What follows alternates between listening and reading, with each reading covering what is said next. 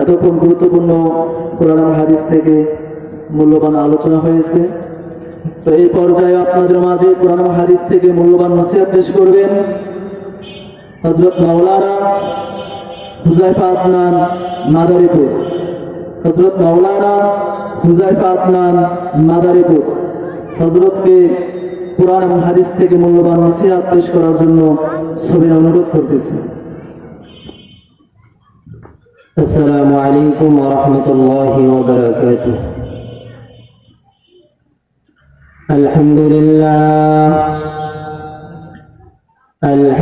لله الذي جعل الشمس والقمر بحسبان والنجم والشجر يسجدان وفضل زمانا على زمان كما فضل مكانا على مكان وإنسانا على إنسان ونشهد أن لا إله إلا الله وحده لا شريك له لا ضد له ولا ند له ولا مثال له ونشهد أن سيدنا وسندنا وحبيبنا وحبيب ربنا وطبيبنا وطبيب قلوب أرواحنا ومولانا محمدا عبده ورسوله أرسله الله إلى كافة للناس بشيرا ونذيرا وداعيا إلى الله بإذنه وسراجا منيرا. أما بعد فقد قال الله تعالى في كلام المجيد وفي الفرقان الحميد. أعوذ بالله من الشيطان الرجيم. يا أيها الذين آمنوا قوا أنفسكم وأهليكم نارا وقودها الناس والحجارة عليها ملائكة غلاد شداد لا يعصون الله ما أمرهم ويفعلون ما يؤمرون. وقال رسول الله صلى الله عليه وسلم ألا كلكم راع وكلكم مسؤول عن رعيته أو كما قال النبي صلى الله عليه وسلم. صدق الله مولانا العظيم وصدق رسوله النبي الكريم ونحن على ذلك لمن الشاهدين والشاكرين والذاكرين الله كثيرا والذاكرين والحمد لله رب العالمين. أي برادر دور باشز يار باد يار باد بدر بواد مار باد مار باد تن هاتورا برجا زنات यार बद बर जा शान ईमानत जमात यार बदआने तुरा सोए जहीम यार नेको गिरे ताया बेनाईम शुदो जोगश रहमतुल लिल आलमीन मस्जिदे उशुद हमारू ये ज़मीन আলহামদুলিল্লাহ। ঐতিহ্যবাহী কানাইপুর এলাকাবাসী যুব সমাজ ও প্রবাসীদের উদ্যোগে 2 দিন ব্যাপী বার্ষিক ওয়াজ মাহফিলের আজকের প্রথম দিনের প্রধান আলোচক হযরত মাওলানা মুফতি ফয়জুল্লাহ মোমান সাহেব, বিশেষ অতিথি এবং এলাকার যুব সমাজ, আল্লাহ পাক রব্বুল আলামিন এই এলাকাবাসীকে এরকম একটি জান্নাতের বাগান বানানোর মতো তৈরি করার তৌফিক দিয়েছেন, এই জন্য শুকরিয়া আদায় করা দরকার। সম্মানিত হাজিরিন, আমি কুরআনুল কারীম থেকে একটি আয়াত তেলাওয়াত করেছি। আল্লাহ পাক রব্বুল আলামিন বলেন, ইয়া আইয়ুহাল্লাযীনা আমানু, হে ঈমানদারগণ, কু আনফুসাকুম, তোমরা নিজেরা বাঁচো, ওয়া আহলিকুম নারা, এবং তোমার পরিবার পরিজন যারা আছে, আহাল আছে, তাদেরকে জাহান্নামের আগুন থেকে বাঁচাও। ওয়াকুদুহান নাস ওয়াল হিজারা, কেননা ওই জাহান্নামকে জ্বালানো হবে সর্বপ্রথম মানুষ এবং পাথর দ্বারা। আলাইহা মালাইকা, ওই কিয়ামতের ময়দানে এমন ফেরেশতা ফিট করে দেওয়া হবে, গিলাদুন শিদাদুন লা ইয়াসুনাল্লাহ, তারা শুনে না, তারা দেখে না, তারা কোনো কিছু করে না, শুধু একমাত্র আল্লাহ পাক রব্বুল আলামিনের নির্দেশই করে। মা আমারহুম ওয়া ইয়াফআলুনা মা ইউমারুন, আল্লাহ পাক রব্বুল আলামিন ওই ফেরেশতাদেরকে যা বলবেন তাই করবেন। এই জন্য আল্লাহ পাক রব্বুল আলামিন তার কুরআনুল কারীমের মধ্যে বলেন, তোমরা নিজেরা বাঁচো, নিজের পরিবার পরিজনদেরকে বাঁচাও। এতক্ষণ আলোচনা করলাম, এতক্ষণ আলোচনা শুনলাম জাহান্নামের আগুন থেকে বাঁচবো, গুনাহ থেকে বাঁচবো। এখন নিজে বাঁচলেই হবে না, আল্লাহ পাক রব্বুল আলামিন বলেন নিজে বাঁচলেই হবে না, নিজের পরিবার পরিজনদেরকে বাঁচাইতে হবে। যদি জান্নাতে যেতে চাও নিজে বাঁচতে হবে, নিজের পরিবারকে বাঁচাইতে হবে। স্বামীর আহাল হলো স্ত্রী, আবার ভাইয়ের আহাল হলো তার বোন, তারপরে এমপির আহাল হলো ওই আসনের মধ্যে যত মানুষ আছে তারা হলো তাহার পরিবার। ইউনিয়ন চেয়ারম্যানের পরিবার হলো ইউনিয়নের মধ্যে যত মানুষ আছে সমস্ত মানুষ হলো তার পরিবার। মেম্বার, তার ওয়ার্ডের মধ্যে যত মানুষ আছে, জনগণ আছে, তার পরিবার হলো ওই জনগণ। এখন এমপির উচিত ওই আসনের মধ্যে যত মানুষ আছে তাদেরকে জাহান্নামের আগুন থেকে বাঁচাইতে হবে। ওই চেয়ারম্যানের উচিত তার উপজেলার মধ্যে যত জনগণ আছে তাদেরকে জাহান্নামের আগুন থেকে বাঁচাতে হবে। মেম্বারের উচিত সে ওই ওয়ার্ডের মধ্যে যত জনগণ আছে ওই ওয়ার্ডের জনগণকে জাহান্নামের আগুন থেকে বাঁচাতে হবে। আল্লাহ পাক রব্বুল আলামিন বলেছেন, কেন কেন জাহান্নামের আগুন থেকে বাঁচবা? কারণ জাহান্নামের আগুন ধরানো হবে মানুষ এবং পাথর দ্বারা।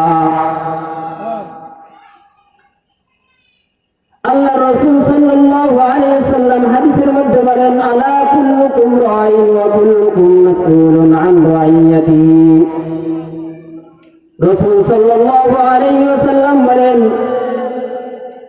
যে তোমরা প্রত্যেকের সম্পর্কে প্রশ্ন করা হবে, তোমার আহাল সম্পর্কে জিজ্ঞাসা করা হবে, তুমি তাদেরকে জাহান্নামের আগুন থেকে বাঁচাইছিলা কিনা।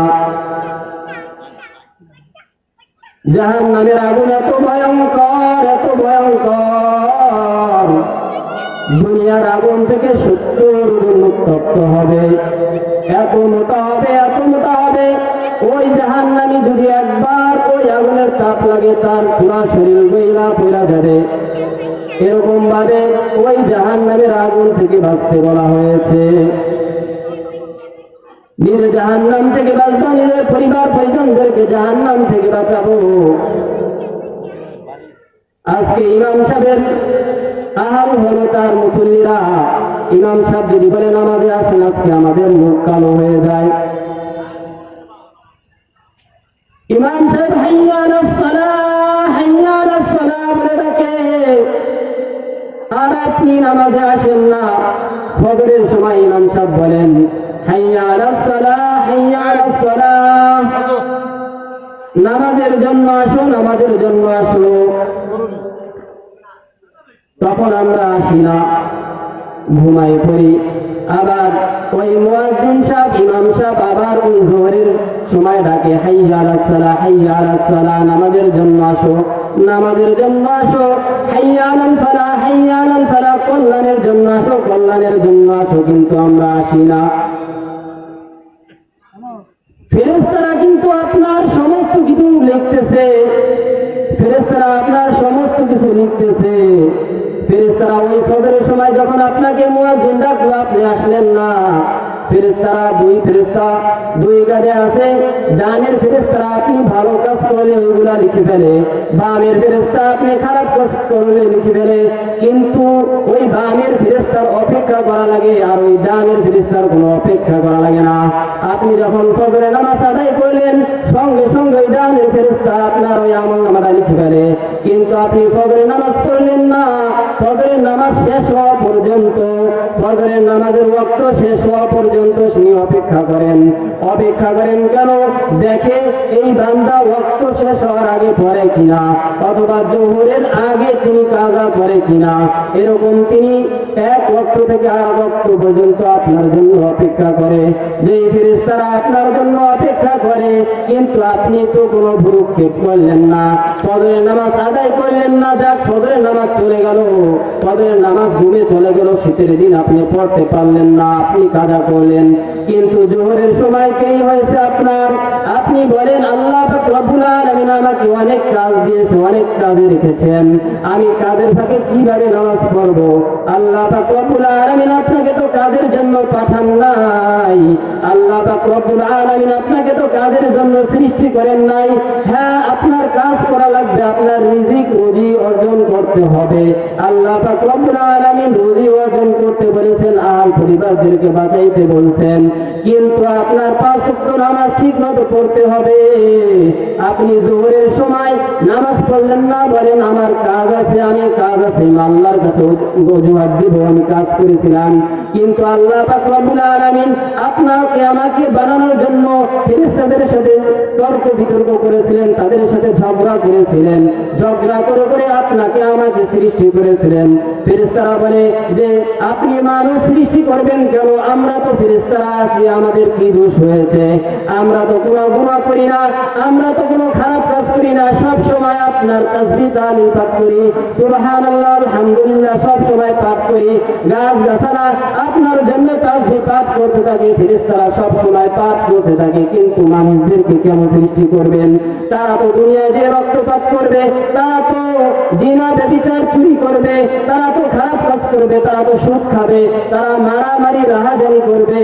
আপনি কেন তাদেরকে সৃষ্টি করেছেন? আল্লাহ পাক রব্বুল আলামিন উত্তরে বললেন, আমি যা জানি তোমরা তা জানো না। আমি আমার বান্দাদেরকে সৃষ্টি করেছি, ওয়ামা খালাকতুল জিন্না ওয়াল ইনসা ইল্লা লিয়াবুদুন। আমি মানুষদেরকে সৃষ্টি করেছি এবং জিনদেরকে সৃষ্টি করেছি একমাত্র ইবাদতের জন্য। আমি আমার বান্দাদেরকে একমাত্র ইবাদতের জন্য সৃষ্টি করেছি, অন্য কিছুর জন্য সৃষ্টি করি নাই। এখন আপনি বলেন আল্লাহ পাক রব্বুল আলামিন আপনাকে ওই কাজ করার জন্য পাঠিয়েছেন, আপনাকে ইবাদতের জন্য পাঠিয়েছে। এই জন্য কাজের অজুহাত দিয়ে আপনি জোহর কাটাই দিলেন। জোহরের সময় মুয়াজ্জিন ডাক দিল হাইয়া আলাস সালাহ, আপনি আসলেন না। হাইয়া আলাল ফালাহ, কল্যাণের জন্য আসো, আসলেন না। কিন্তু ওই মুয়াজ্জিন তো আপনার জন্য আবার ওই জামাতের টাইম অপেক্ষা করে, আপনি আসেন না। এরকম ভাবে ইমাম সাহেব আবার আসরের সময় আপনাকে ডাকে, আসরের সময় আপনি নামাজে আসলেন না, কিন্তু ওই জোহরের নামাজ পড়লেন না। ফেরেশতারা লেখা ফেলাইলো, কখন লিখলো? বাম কাদের ফেরেশতা যখন জোহরের ওয়াক্ত শেষ হয়ে গেছে তখন লিখে ফেললো। আর যদি আপনি নামাজ পড়েন, নামাজ পড়তে দেরি নাই, সঙ্গে সঙ্গে ওই ডানের ফেরেশতা আপনার আমল নামা লিখে ফেলেন। আপনারা বলতে পারেন যে আমল নামা আবার কিভাবে লেখে, আমরা তো তাদেরকে দেখি না। কিন্তু দেখেন, একটা সামান্য দুনিয়ার মধ্যে মেমোরি কার্ড, এই যে মোবাইলে ভিডিও হইতেছে, একটা মেমোরি কার্ড আছে, সমস্ত কিছু ভিডিও হয়ে যাচ্ছে। ঠিক এমনি ভাবে আপনার আমল নামা কিয়ামতের দিন দেখানো হবে। যাদের আমল নামা ভালো হবে তাদের আমল নামা ডান হাতে দেওয়া হবে, যারা খারাপ কাজ করবে তাদের আমল নামা বাম হাতে দেওয়া হবে। যারা নামাজ পড়লো না তাদের আমল নামা কোন হাতে দেওয়া হবে? বাম হাতে দেওয়া হবে। যারা পড়লো তাদের আমল নামা ডান হাতে দেওয়া হবে। এইভাবে আপনার আমল নামা ওই ফেরেশতারা লিখতেছেন। দেখেন, আপনি আসর পড়েন নাই, আসর পর্যন্ত অপেক্ষা করতেছিল ফেরেশতারা। আপনি আসর পড়লেন না, আবার মাগরিবের সময় মুয়াজ্জিন ডাকতেছে হাইয়া আলাস সালাহ, হাইয়া আলাস সালাহ, হাইয়া আলাল ফালাহ, হাইয়া আলাল ফালাহ। আপনি আসলেন না, আপনি আসলেন না, কিন্তু এই ফেরেশতারা লিখে ফেললেন। আবার আপনি মাগরিবের সময় ডাকলেন হাইয়া আলাস সালাহ, আপনি আসলেন না। কল্যাণের জন্য আসো বললো, আপনি আসলেন না, আবার ফেরেশতারা লিখে ফেলছে। আপনি মাগরিব পড়েন নাই, আবার এশার সময় আসলো, এশারের সময় ফেরেশতারা অপেক্ষা করতে থাকে বান্দা এশারের নামাজ পড়ে কিনা। যদি পড়ে তাহলে আমি লিখে ফেলবো, তারা প্রতিযোগিতা করে। আর যখন আপনি এশার নামাজ না পড়ে ঘুমাই পড়লেন, ওই তাহাজ্জুদের ওয়াক্ত শেষ হওয়া পর্যন্ত আপনার জন্য বাম কাদের ফেরেশতা অপেক্ষা করে। বাম কাদের ফেরেশতা দেখতে থাকে যে দেখি আমার এই বান্দা তাহাজ্জুদ শেষ হওয়ার ওয়াক্ত পর্যন্ত সে ফজরের নামাজ আদায় করে কিনা। আপনি এইভাবে সারাদিনটা কাটাইয়া দিলেন, কিন্তু আপনার আমল নামা পুরা সিসি ক্যামেরার মতো রেকর্ড হয়ে থাকলো। এই রেকর্ড কিয়ামতের দিন আপনাকে দেওয়া হবে। ফাম্মা মান উতিয়া কিতাবাহু বিয়ামিনি ফায়াকুলু হাউম ইকরাউ কিতাবিয়া ইন্নী যানানতু আন্নী মুলাকিন হিসাবিয়া ফাহুয়া ফি ঈশাতির রাদিয়া ফি জান্নাতিন আলিয়া কুতুফুহা দানিয়া। ওই কিয়ামতের ময়দানে যাদের আমলনামা ডান হাতে দেওয়া হবে তাদের সম্পর্কে আল্লাহ পাক রব্বুল আলামিন বলেছেন যে তাদের আমলনামা যখন ডান হাতে দেওয়া হবে তখন বলা হবে ফায়াকুলু হাউম ইকরাউ কিতাবিয়া, হ্যাঁ হ্যাঁ আমি জেনেছিলাম, আমি তো পড়েছিলাম। যারা নেক আমল করবে তাদের আমলনামা ডান হাতে দেওয়া হবে। ফি ঈশাতির রাদিয়া, সে খুশিতে লাফাইতে থাকবে, সে খুশি। ঈদে আর কি খুশি হয়, তার থেকে বেশি খুশি হবে। আমি জানতাম আমার আমলনামা ডান হাতে দেওয়া হবে, সে আমলনামা পেয়ে জান্নাতে যাবে। জান্নাতে যে নাজ নিয়ামত খাইতে থাকবে। আর যে খারাপ আমল করবে তার আমলনামা বাম হাতে দেওয়া হবে। ফাম্মা মান উতিয়া কিতাবাহু বিশিমালি ফায়াকুলু ইয়া লাইতানি লাম উতা কিতাবিয়া, যখন তার আমলনামা বাম হাতে দেওয়া হবে রানের উপর হাত মারবে আর আফসোস করে বলবে হায় হায় আমি কি করলাম, হায় আফসোস। ইয়া লাইতানি ফায়াকুলু ইয়া লাইতানি লাম উতা কিতাবিয়া, লাম উতা কিতাবিয়া, সে বলবে যদি আমার আমলনামা আজকে না দেওয়া হতো তাহলে আমার কতই না ভালো হতো। সে এরকম ভাবে চিল্লাইতে থাকবে এবং বলতে থাকবে। ফায়াকুলু ইয়া লাইতানি লাম উতা কিতাবিয়া, যখন সে এরকম চিল্লাইতে থাকবে এবং বলতে থাকবে আমার ধন সম্পদ তো কোনো কাজে আসলো না, আমার রাজত্ব কোনো কাজে আসলো না, আমার বাচ্চা কোনো কাজে আসলো না, টাকা পয়সা বাড়ি গাড়ি নারী এগুলো আমার কোনো কাজে আসলো না। আজকে আমার সন্তান কই, যেই সন্তানকে আমি, যেই সন্তানের জন্য আমি সুদে টাকা লাগাইয়া ব্যাংক ব্যালেন্স কইরা বাড়ি কইরা আমি সাজাইছিলাম, সেই ছেলে কোথায় আজকে? আমি যেই বইয়ের জন্য একটা খাট কেনার জন্য আমি মানুষের টাকা আত্মসাৎ কইরা, আমি খারাপ পন্থায় ব্যবহার কইরা, আমি যেই টাকা কামাইয়া ওই খাট পালং সাজাইয়া আমার স্ত্রীকে শোয়াইছিলাম, আমার স্ত্রীর আরামায়েশের জন্য আমি করেছিলাম, আজকে তারা কই? আজকে তারা কই? তারা তো কোনো কাজে আসলো না। দেখেন পৃথিবীর মধ্যে সব কিছুই সাজায় মানুষ, দুনিয়াটা পরিপূর্ণ সাজায়। এই যে একটা পোস্টার দেখেন, মাহফিলের পোস্টার, এটাকে সাজানোর জন্য কত সুন্দর রং চং করেছে, আবার নাম লিখেছে। ঠিক তেমনি ভাবে আপনার ওই কবর নামক একটা জায়গা আছে, বাড়ি আছে, বাড়িটা সাজানোর জন্য আপনি কি করেছেন? আপনি ঘরটা সাজাইলেন আলমারি দিয়া, ঘরটা সাজাইলেন ফ্রিজ দিয়া, ঘরটা সাজাইলেন আপনি খাট পালন দিয়া, আপনি সব কিছু দিয়া সাজাইলেন। আপনার মেয়েকে কিভাবে সাজাইতে হইবে স্বর্ণ অলংকার দিয়া সেটা সাজাইলেন। তার গায়ের জামা কাপড় কোনটা দিলে ভালো লাগবে সেটা সাজাইলেন। আপনার গায়ে কোন কোটটাই পরলে ভালো লাগবে সেটা সাজাইলেন। ঘরটাকে সাজাইলেন, আলমারি সাজাইলেন, শোকেস সাজাইলেন, আবার শোকেসের ভিতরে কত সুন্দর করে রঙে বেরঙের আপনি থালা বাসন দিয়ে সাজাইলেন। এত সুন্দর করে দুনিয়ায় থাকার জন্য সাজাইলেন, ঘরটা সাজাইলেন, কিন্তু ওই ঘর টাকা বাড়ি কিছুই আপনার কবরে যাবে না। ওই কবর নামক একটা ঘর আছে, যেই ঘরে আপনার চিরস্থায়ী থাকতে হবে। ওই ঘর থেকেই আপনার চিরস্থায়ী একটা জীবন হবে, যেই জীবনে কোনো মরণ নাই, যেই জীবনে কোনো মরণ নাই। হয় জান্নাতি নয় জাহান্নামী, আমার একটা না একটা জায়গায় যাইতেই হবে। যেই ব্যক্তি জান্নাত এবং জাহান্নামকে বিশ্বাস করে সেই ইমানদার, সেই মুসলমান।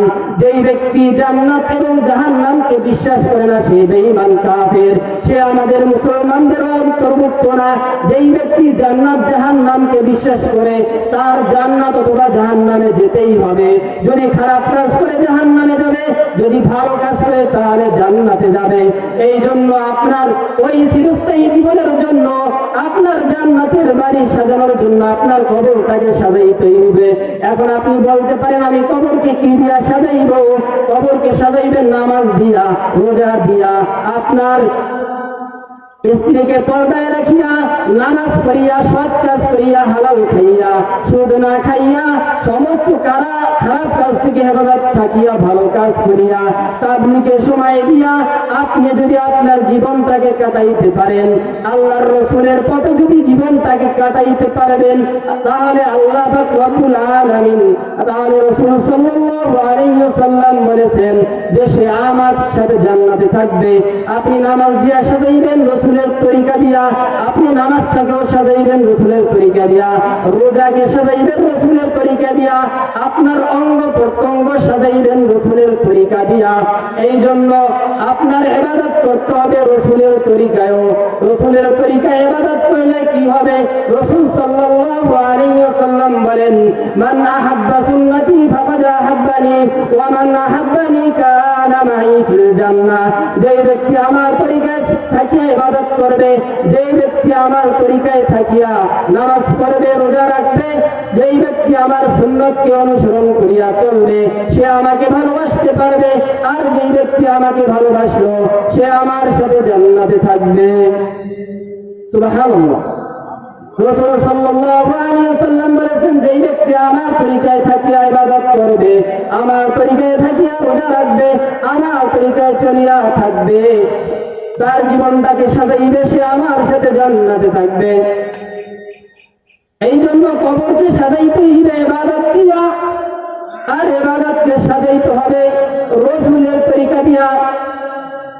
ইবাদতকে সাজাবো রাসূলের তরিকা দিয়া, আর কবরকে সাজাবো ইবাদত দিয়া। ইবাদত হলো নামাজ, রোজা, যাকাত, যদি সামর্থ্য থাকে তাহলে হজ। এই সমস্ত দিয়া নিজের জীবনটাকে সাজাইতে হবে। কেন সাজাবো? কারণ আমাদের তো একটা না একটা যেতেই হবে, জান্নাত অথবা জাহান্নাম। এই জন্য যদি কবরটাকে সাজাইতে পারি আমল আখলাক দিয়া, তাহলে আমরা যাব জান্নাতে। এই জন্য পর্দার আড়ালের মা বোনেরা যারা আছে, আমরা তো জান্নাতে যাব ইবাদত করিয়া, তাদের জান্নাতে যাওয়া দরকার আছে না? আছে। মা বোনদের জন্য চারটি নসিহত। রাসূল সাল্লাল্লাহু আলাইহি ওয়াসাল্লাম বলেন, قال النبي صلى الله عليه وسلم المرأة إذا صلت خمسها وصامت شهرها وأحصنت فرجها وأطاعت بالها فلتدخل من أي أبواب الجنة شاء রাসূল সাল্লাল্লাহু আলাইহি ওয়াসাল্লাম বলেন মহিলাদের জন্য জান্নাতে যাওয়া অতি সহজ। জান্নাতের 8টি দরজার যে কোনো দরজা দিয়ে তারা জান্নাতে যেতে পারবে যদি শুধু 4টি কাজ করে। কয়টি কাজ? 4টি কাজ। মা বোনেরা যদি 4টি কাজ করতে পারে তাহলে তাদের জন্য জান্নাতে যাওয়া অতি সহজ। আল-মারআতু ইযা সাল্লাত খামসাহা, যেই মহিলা 5 ওয়াক্ত নামাজ আদায় করিবে, যেই মহিলা 5 ওয়াক্ত নামাজ আদায় করিবে, এক নম্বর হলো কি 5 ওয়াক্ত নামাজ। ওয়াসামাত শাহরাহা, এবং রমজানের রোজা রাখিবে। 2 নম্বর হলো রমজানের রোজা। ওয়া আহসানাত ফারজাহা, 3 নম্বর হলো তার লজ্জা স্থানের হেফাজত করিবে। 4 নম্বর হলো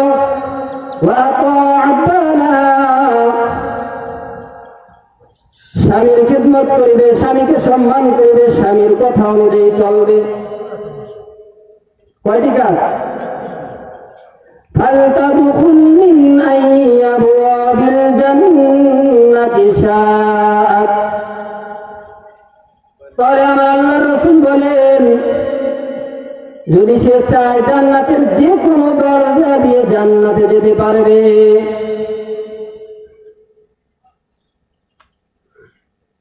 এই জন্য মহিলাদের জন্য 4টি কাজ করতে হবে, নামাজ পড়তে হবে, রোজা রাখতে হবে এবং লজ্জা স্থানের হেফাজত করতে হবে, স্বামীর খিদমত করতে হবে।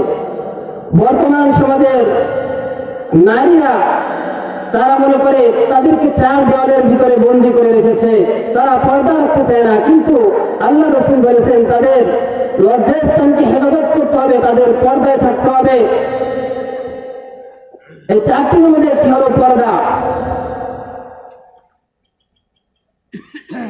এই জন্য আমাদের মেয়েদেরকে আমরা পর্দায় রাখবো, তাদেরকে নামাজ পড়াইবো, তাদেরকে রমজানের রোজা রাখাবো এবং স্বামীর খেদমত করাবো। বর্তমান সমাজে দেখা যায় স্বামীর কথা তো স্ত্রীরা শোনে না, উল্টা স্ত্রীর কথায় স্বামীরা চলে। স্ত্রী বলবে তোমার মাইকে ভাত দিতে পারবা না, স্বামীর সেটাই শুনতে হবে। স্ত্রী বলবে এই বিদেশ থেকে তোমার মা বাবার কাছে টাকা পাঠাতে পারবা না, আমার কাছে পাঠাইতে হবে, তুমি পাঠাবে। স্ত্রী বলবে আমার কথায় চলতে হবে, আমার কথায় উঠা বসা করতে হবে, সেইভাবেই করে। এই জন্য মা বোনদেরকে বলবো আপনারা 4টি কাজ ঠিক মতো করলে আপনাদের জন্য জান্নাত অবধারিত। রাসূল সাল্লাল্লাহু আলাইহি সাল্লামের কথা সত্য। যারা রাসূল সাল্লাল্লাহু আলাইহি সাল্লামের কথাকে অস্বীকার করবে তারা হলো জাহান্নামী, তারা বেঈমান কাফের, তাদের ঈমান থাকে না।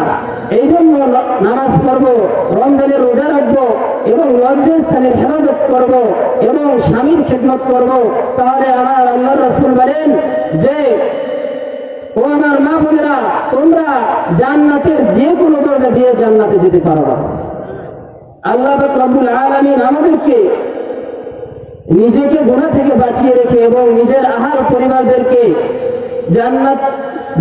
জাহান্নামের আগুন থেকে বাঁচিয়ে জান্নাতে যাওয়ার তৌফিক দান করুক এবং মা বোনদেরকে 4টি জিনিসের উপর আমল করে জান্নাতে যাওয়ার তৌফিক দান করুন। সকলে বলেন আমিন। ওয়া আখির দাওয়ানা আলহামদুলিল্লাহি রাব্বিল আলামিন। আসসালামু আলাইকুম ওয়া রাহমাতুল্লাহি ওয়া বারাকাতুহু।